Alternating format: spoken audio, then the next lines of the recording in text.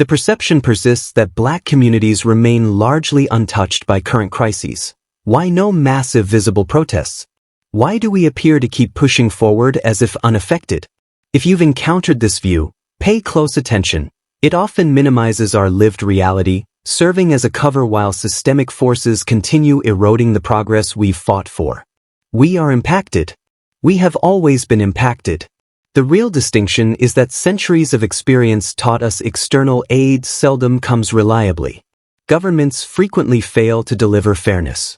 Structural obstacles require us to summon exceptional endurance just to persist. We adapt and press on regardless, but this comes with profound costs. And certain powers benefit when our struggles are rendered invisible. Politicians, corporations, media, and even some religious institutions actively reinforce this oversight. They promote the idea that we are resilient, not out of genuine admiration, but to justify withholding support.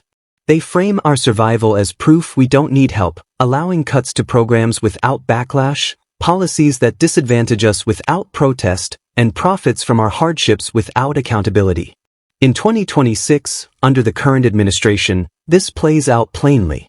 Black unemployment has risen to around 7.2 to 7.5%, higher than the national average of about 4.3%, as highlighted in reports like the Joint Center for Political and Economic Studies State of the Dream 2026, which describes signs of a Black recession. Young Black workers and those in prime working years carry the heaviest load, while older ones delay retirement to make ends meet. This isn't mere coincidence, it's evidence of deeper patterns. We're called resilient not because we're invincible, but because we've endured 400 years of systemic oppression and forged survival strategies to navigate it. Celebrating that without context turns trauma into a supposed virtue, obscuring the injustice that demands such adaptation.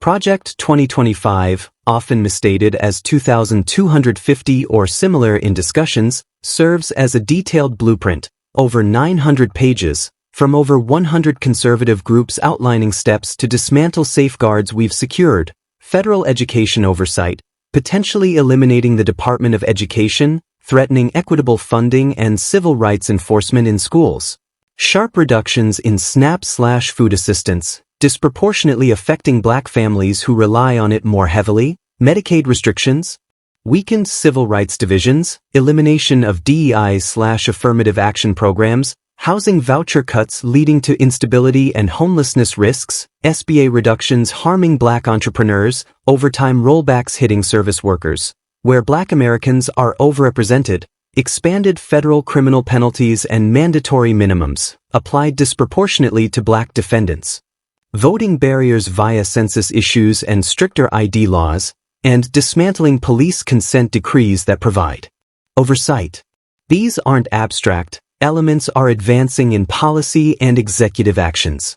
They target pathways to education, food security, health, housing, business ownership, fair wages, and justice, hitting Black communities hardest due to existing disparities. Yet even amid this, we often don't protest in the same visible, expectant ways as others. When hardship strikes other groups, demands for rescue follow, and often get met. For us, history has shown rescue rarely arrives on time or fully. Disaster aid lags in our neighborhoods. Pandemics claim us first. Economic downturns erase our wealth fastest. So we adapt. Mutual aid networks, resource sharing, community self-reliance. Don't confuse this with immunity. It's learned necessity from repeated abandonment. This quiet endurance normalizes our pain, making it easier to ignore or dismiss. But invisibility doesn't erase suffering, it enables more of it. This pattern echoes ancient warnings. Deuteronomy 28 verses 15 to 68 describes curses for disobedience, including being brought back to Egypt in ships, mirroring the transatlantic slave trade, becoming a byword of suffering, serving enemies in hunger and lack under an iron yoke. Verse 68 notes offering ourselves as slaves with no buyer, an oversupply mirroring chattel slavery scale. Verse 46 says these signs persist forever across generations. The transatlantic transport in ships, enslavement, Jim Crow replacing it, redlining blocking wealth, mass incarceration, ongoing disparities, these align disturbingly with that prophecy, framing current events as continuation of an ancient cycle. Our ancestors survived unimaginable horrors without external saviors, building networks, spiritual resistance, rebellions, escape routes. Post-slavery promises, 40 acres, were revoked, Black Wall Street was destroyed, civil rights leaders assassinated, COINTELPRO undermined movements, crack flooded communities, Katrina abandoned us, Flint poisoned children, COVID hit hardest, police killings persisted with little change. Each time, the lesson reinforced, systems aren't built for our protection. Who gains from this narrative of unaffected resilience? Politicians cut aid without cost, targeting groups unlikely to support them.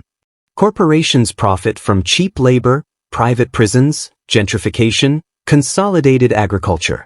White supremacy sustains itself by portraying our struggles as personal failings, not systemic design, allowing bailouts for others while demanding our self-sufficiency.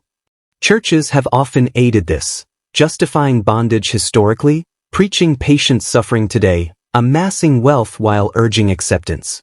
The revolutionary Jesus, poor, brown-skinned, executed by state power for challenging injustice, gets replaced with a domesticated version that controls rather than liberates. Common defenses crumble under scrutiny. You're resilient, that's trauma response, not superpower, celebrating it glorifies brutality. You get assistance, it's inadequate, constantly threatened, and owed as partial reparations, not charity. Corporate welfare flows freely elsewhere.